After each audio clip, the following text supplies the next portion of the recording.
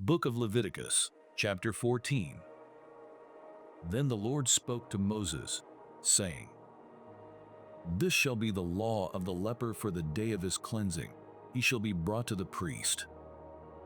And the priest shall go out of the camp, and the priest shall examine him. And indeed, if the leprosy is healed in the leper, then the priest shall command to take for him who is to be cleansed 2 living and clean birds, cedar wood, scarlet, and hyssop. And the priest shall command that one of the birds be killed in an earthen vessel over running water. As for the living bird, he shall take it, the cedar wood, and the scarlet, and the hyssop, and dip them and the living bird in the blood of the bird that was killed over the running water. And he shall sprinkle it 7 times on him who is to be cleansed from the leprosy, and shall pronounce him clean, and shall let the living bird loose in the open field. He who is to be cleansed shall wash his clothes, shave off all his hair, and wash himself in water, that he may be clean. After that he shall come into the camp, and shall stay outside his tent 7 days. But on the 7th day he shall shave all the hair off his head, and his beard, and his eyebrows, all his hair he shall shave off. He shall wash his clothes, and wash his body in water, and he shall be clean. And on the 8th day he shall take 2 male lambs without blemish, 1 away lamb of the first year without blemish, 3/10 of an ephah of fine flour mixed with oil as a grain offering, and 1 log of oil. Then the priest who makes him clean shall present the man who is to be made clean, and those things before the Lord, at the door of the tabernacle of meeting.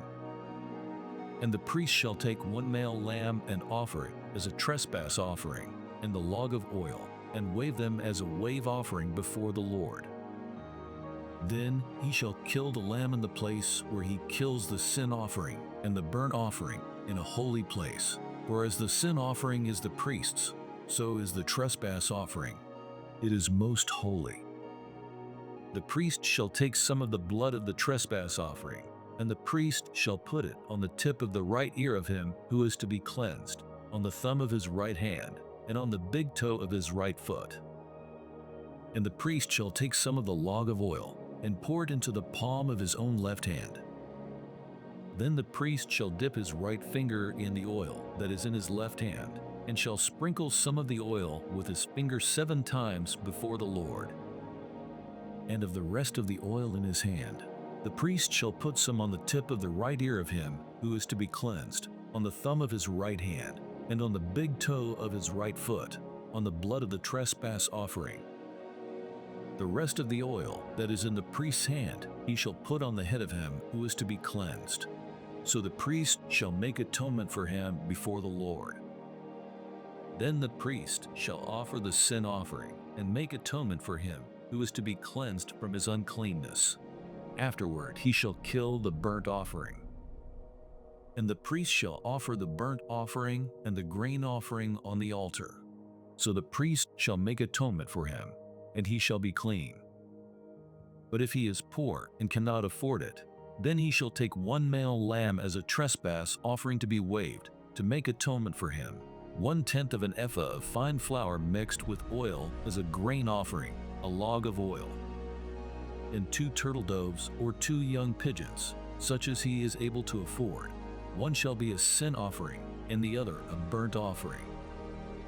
He shall bring them to the priest on the 8th day for his cleansing, to the door of the tabernacle of meeting before the Lord. And the priest shall take the lamb of the trespass offering and the log of oil, and the priest shall wave them as a wave offering before the Lord. Then he shall kill the lamb of the trespass offering, and the priest shall take some of the blood of the trespass offering and put it on the tip of the right ear of him who is to be cleansed, on the thumb of his right hand, and on the big toe of his right foot. And the priest shall pour some of the oil into the palm of his own left hand. Then the priest shall sprinkle with his right finger some of the oil that is in his left hand 7 times before the Lord. And the priest shall put some of the oil that is in his hand on the tip of the right ear of him who is to be cleansed, on the thumb of the right hand, and on the big toe of his right foot, on the place of the blood of the trespass offering. The rest of the oil that is in the priest's hand he shall put on the head of him who is to be cleansed, to make atonement for him before the Lord. And he shall offer one of the turtle doves or young pigeons, such as he can afford, such as he is able to afford, the one as a sin offering and the other as a burnt offering, with the grain offering. So the priest shall make atonement for him who is to be cleansed before the Lord. This is the law for one who had a leper sore, who cannot afford the usual cleansing.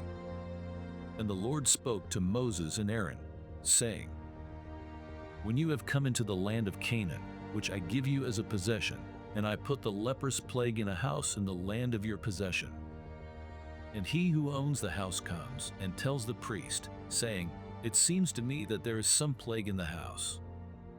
Then the priest shall command that they empty the house before the priest goes into it to examine the plague, that all that is in the house may not be made unclean.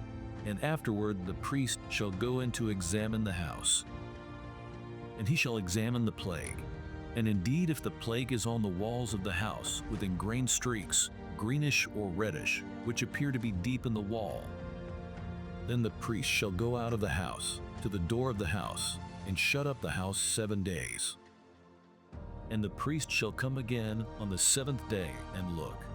And indeed, if the plague has spread on the walls of the house, then the priest shall command that they take away the stones in which is the plague, and they shall cast them into an unclean place outside the city.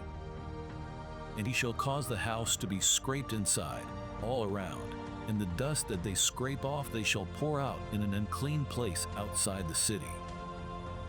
Then they shall take other stones and put them in the place of those stones, and he shall take other mortar and plaster the house.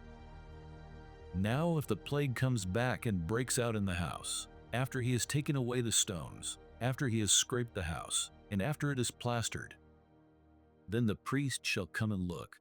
And indeed, if the plague has spread in the house, it is an active leprosy in the house. It is unclean. And he shall break down the house, its stones, its timber, and all the plaster of the house, and he shall carry them outside the city to an unclean place.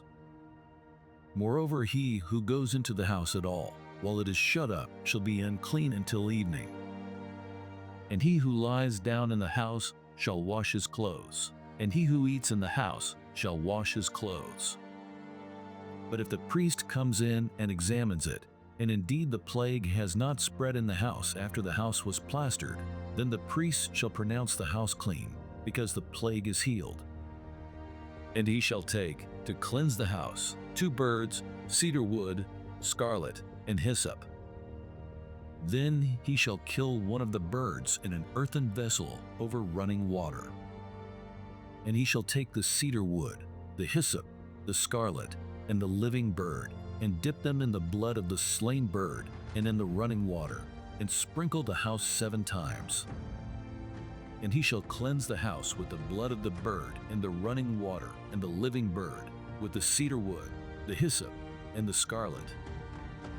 Then he shall let the living bird loose outside the city in the open field, and make atonement for the house, and it shall be clean.